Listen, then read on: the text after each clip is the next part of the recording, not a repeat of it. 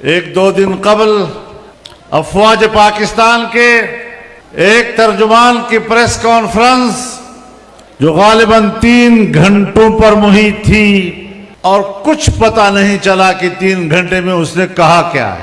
اتنی فصاحت و بلاغت کے ساتھ بات کر رہا تھا۔ ہم آئین کی زبان میں بات کر رہے ہیں، تم آئین کو قبول کر لو، آئین کے مطابق زندگی گزارو، آئین کے مطابق جنرل رہو، آئین کے مطابق فوجی رہو۔ میں سب سے زیادہ آپ کا احترام کرنے والا ہوں۔ اگر میں فوجی نہیں بن سکتا، اگر میں فوج کی وردی نہیں پہن سکتا اور میرے لیے جائز نہیں ہے، میرا آئین و قانون مجھے اس کی اجازت نہیں دیتا، آپ کون ہوتے ہیں کہ میرا لباس پہن کر سیاسی میدان میں آ کر سیاسی کردار ادا کرو؟ نعرہ تکبیر! پھر کہتا ہے کہ الیکشن کے حوالے سے فوج کا کوئی رول نہیں۔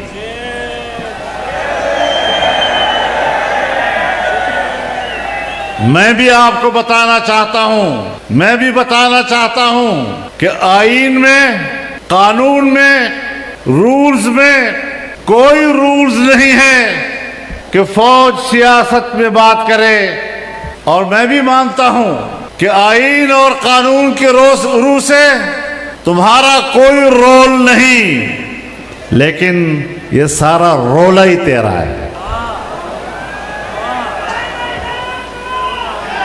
یہ رولا تیرا ہے۔ کہتا ہے فوج پر تنقید کرنا یہ ملک سے بغاوت ہے، فوج پر تنقید کرنا یہ تو ملک کے خلاف بات کرنی ہے۔ ہاں میں بھی جانتا ہوں کہ فوج میری ریاست کی محافظ ہے، لیکن جب آپ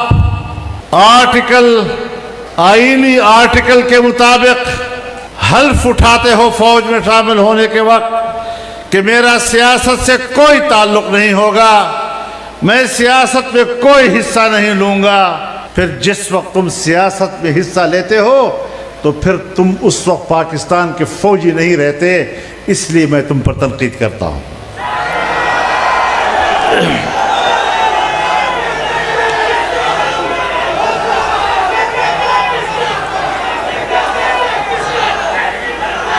میں ملک میں کوئی اندھی سیاست نہیں کر رہا، میں ملک کے آرمی چیف کو بھی جانتا ہوں، ISI کے چیف کو بھی جانتا ہوں، میں مقتدرہ کو بھی جانتا ہوں، میں 40 سال سے زیادہ عرصہ پاکستانی سیاست سے وابستہ رہ کر کس چیز سے اب ناواقف ہوں کہ تم مجھے صفائی دو گے کہ میں نے سیاست میں حصہ لینا ہے یا نہیں۔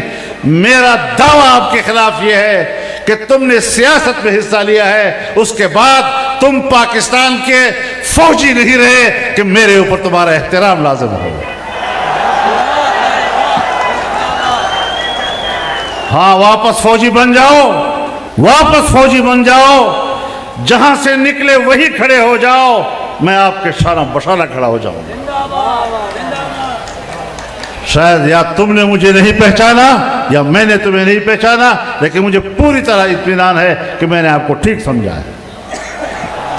مجھے آپ کے بارے میں اپنی رائے دینے میں کوئی کسی قسم کا تردد نہیں ہے۔ میرے محترم دوستو، پاکستان کے قیام میں تمہارا کوئی رول نہیں۔ پاکستان کو پاکستان کی ہندوستان کے مسلمانوں نے بنایا، عوام نے بنایا، قربانیاں دی، اور ان قربانیوں کے نتیجے میں پاکستان بنا ہے، اور پاکستان کا جھنڈا تم نے نہیں لہرایا، پاکستان کا جھنڈا ہم نے لہرایا ہے۔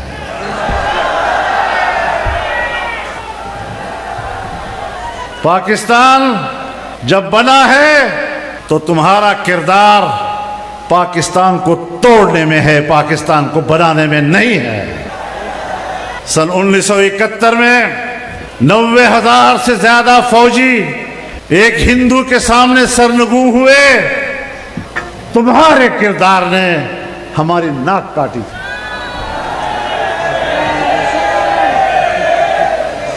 تمہارے کردار نے قوم کے سروں پر ذلت اور رسوائی کا ٹوکرا رکھا تھا۔ ہم بھی آپ کو جانتے ہیں اور آپ بھی ہمیں جانتے ہیں، اور تم اگر وردی پہن کر مجھ پر کوئی روب ڈالنے کی کوشش کرتے ہو تو میں آپ کو بتانا چاہتا ہوں کہ تم سارے مل کر بھی میرے جسم پر روح تک نہیں رینگتی۔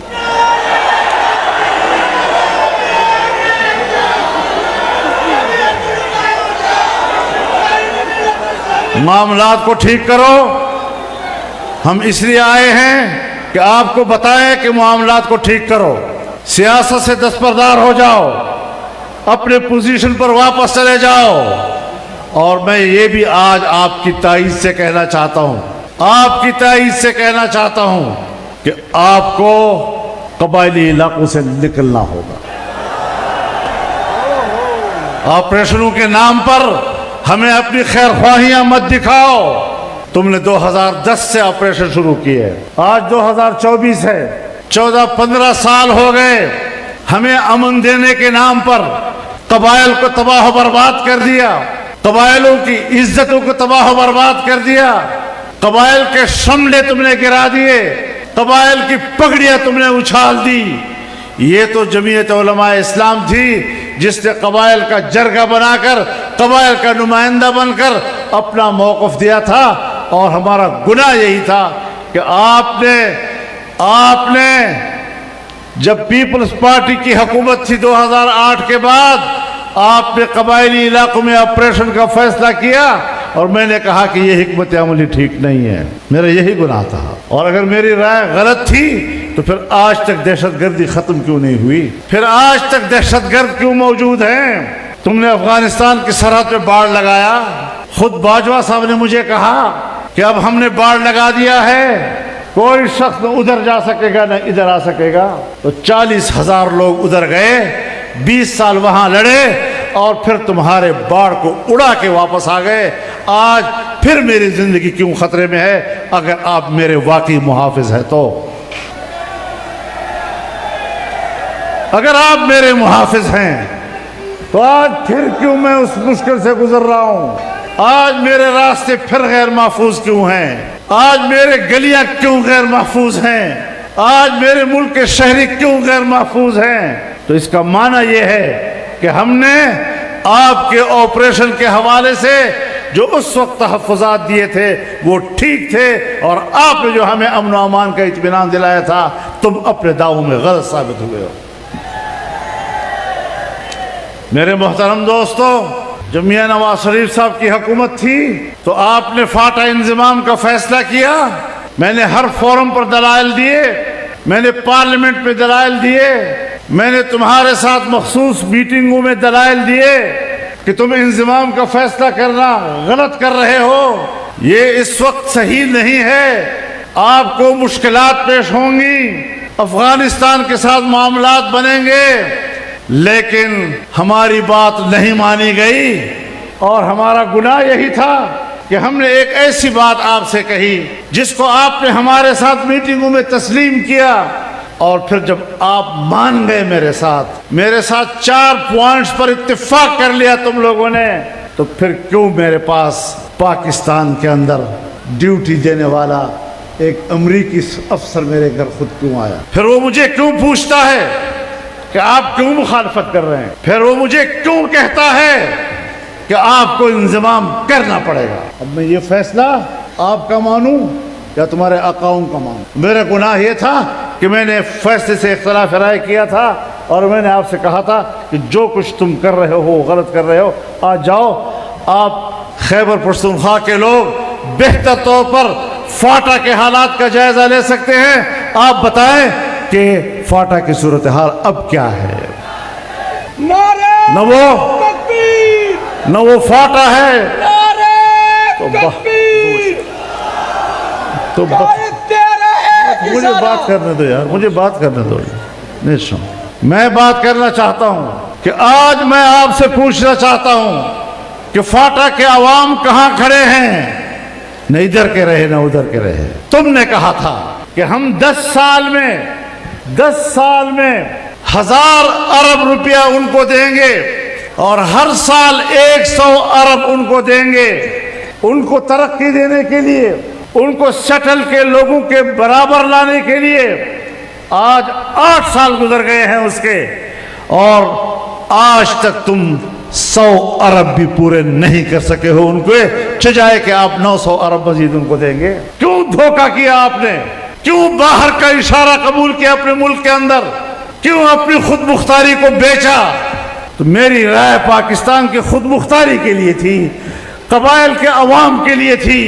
और मैंने आपसे ये भी कहा था कि कबाइल से पूछ लो, अगर वो चाहते हैं इंतजाम करना तो रेफरेंडम करा दो, अगर कबाइल की ख्वाहिश है मुझे कोई एतराज नहीं होगा।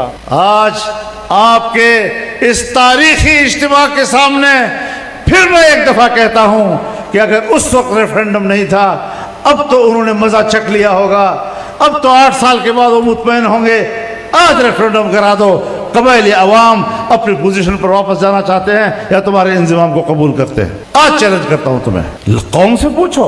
मुझे याद है बाज उन लोगों के वो अल्फाज मुझे जबान पर लाने में शर्म आती है, जब इन्हीं लोगों ने कहा छोड़िए मौलाना, कबाइल भी कोई ऐसे लोग हैं जिनसे पूछने की जरूरत होती है। मैं अपने अवाम के बारे में तुम्हारी राय जानता हूं, तो अब आप बताएं कि क्या हमारी राय गलत थी? हमें पाकिस्तान में मेगा प्रोजेक्ट्स चाहिए थे, किसके इशारे पर तुमने मेगा प्रोजेक्ट्स रुकवाए? मैंने आपसे ये कहा था कि रेकोडेक जो बलोचों की मिल्कियत है उस पर कानून साजी जायज नहीं, कि आप 18वीं तरमीम की मुखालफत करके आप रेकोडेक को बैनुल अक़वामी कंपनियों के हवाले करें, उसके मफादात को आप बेचें और बलोच लोगों को और बलूचिस्तान के लोगों को आप महरूम करें। मैंने तो यही जुर्म किया था कि अपने कौम के पश्तूनों और बलोचों के हक की बात की थी, और तुमने फैसला कर लिया कि ये शख्स हर मरहले पर हमारे फैसलों में रुकावट बनता है। मेरे फैसले भी तारीख पे लिखे जा रहे हैं, मेरी राय भी तारीख के औराक पे रकम हो रही है, तुम्हारे फैसले भी तारीख के औराक पे हो रहे हैं। तारीख फैसला करेगी कि तुमने कौम से गद्दारी की थी, तुमने कौम को बेचा था, उसके मफाद को बेचा था, और तारीख लिखेगी कि इस शख्स ने अपने कौम और अपने बच्चों के हुकूक की हिफाजत के लिए आवाज उठाई थी।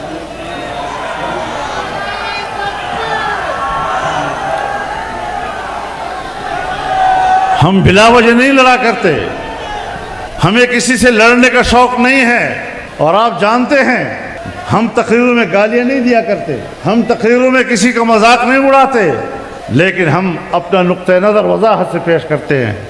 हम अपना नुक्ते नज़र पेश करें तब भी तुम नाराज़।